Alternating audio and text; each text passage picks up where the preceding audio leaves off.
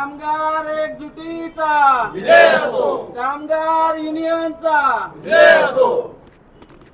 बघतोय की कुळगाव बदलापूर नगरपालिकेचे कर्मचारी आहेत, 300 ते 350 कर्मचारी आहेत।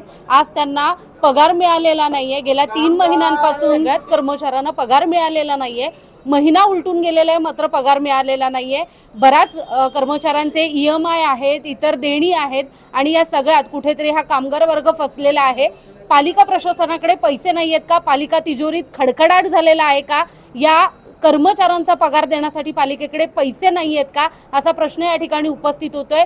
ब वर्गाची सगळ्यात चांगली कुळगाव बदलापूर नगरपालिका आहे, जिचा वार्षिक अहवाल जो आहे तो 500 कोटींच्या घरात जातो। मात्र ही जी नगरपालिकेचे हे जे कर्मचारी आहेत, ज्यांच्यामुळे या पालिकेचा बजेट वाढतोय किंवा पालिका चालू आहे, ज्या कर्मचाऱ्यांमुळे जे कर्मचारी दिनरात मेहनत करतायत आणि स्वतःचा कष्ट ओतून या ठिकाणी पालिका प्रशासनाला मजबूत करण्याचा प्रयत्न करतायत, त्या पालिका प्रशासनाच्या कर्मचाऱ्यांचा पगार मात्र रखडलेला आहे। ठेकेदारांची बिलं मात्र वेळेवर अदा केलेली आहेत।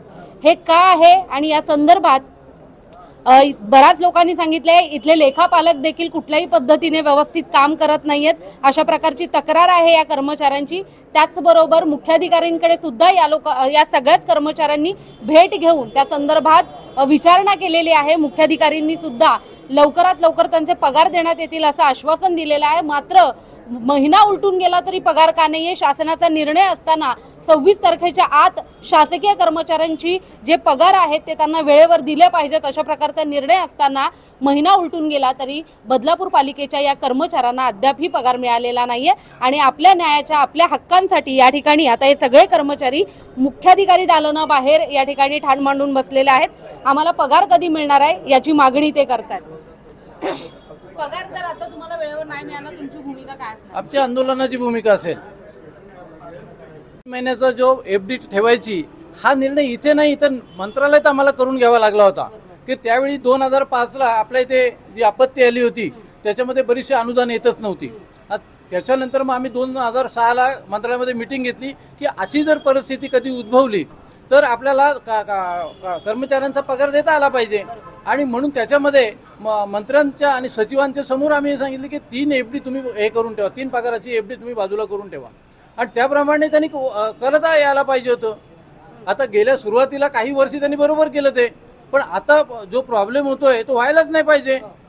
बरं, ही नगरपालिका असंही नाही आहे, म्हणजे पूर्ण नगरपालिकेमध्ये बरीचशी कंत्राटं चालू आहेत, वेगवेगळी कामं, विकास कामं चालू आहेत, त्या ठेकेदारांचा तुम्ही पगार देता आणि आमचा पगार देत नाही तुम्ही कर्मचाऱ्यांचा, हे बरोबर नाही आहे। आणि याविरुद्धच आम्हाला बोलायचं आहे की प्रथम प्राधान्य, बरं आमचा जो प्रशासकीय खर्च आहे या नगरपालिकेचा तो सर्वात कमी आहे। कुठल्याही ब वर्ग नगरपालिकेला तुम्ही तुलना करा, आमच्याकडे 20% प्रशासकीय खर्च आहे। मग 20% प्रशासकीय खर्चामध्येही तुम्हाला मॅनेज नाही करता येत काय? की जाणीवपूर्वक तुम्ही करत नाही? आणि जाणीवपूर्वक करत असेल तर मग आम्हाला आंदोलन करावं लागेल। पगार रखडलेला आहे। किती कर्मचारी आहेत? 300 कर्मचारी आहेत आमचे, 300 कर्मचारी आहेत। आणि त्यावेळी जेव्हा आम्ही 2006ला भाई जगतापांच्या नेतृत्वाखाली, म्हणजे भारतीय कामगार कर्मचारी महासंघ आमची जी युनियन आहे, त्या युनियननी तिथे बैठक लावली होती आणि त्याच्यामध्ये तो निर्णय झाला। मग तुम्ही तो निर्णय इम्प्लिमेंट करायला पाहिजे। आता तक्रार केली आहे का मुख्याधिकाऱ्यांकडे तुम्ही?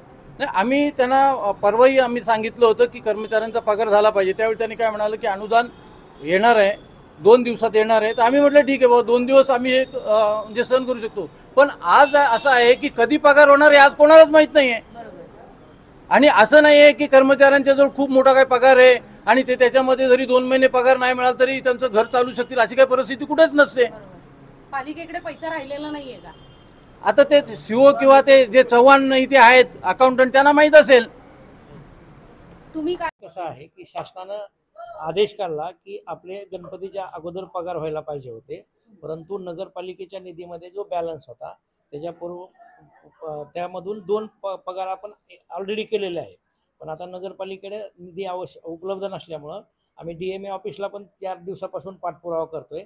तर त्यांनी आवारी साहेबांनी सांगितलं की बिलं कोषागारामध्ये सादर केलेली आहेत, त्यांच्याकडून निधी आल्यानंतर वितरित होईल।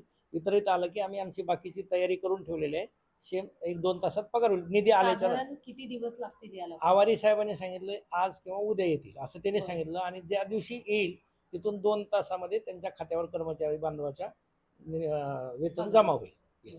थँक्यू.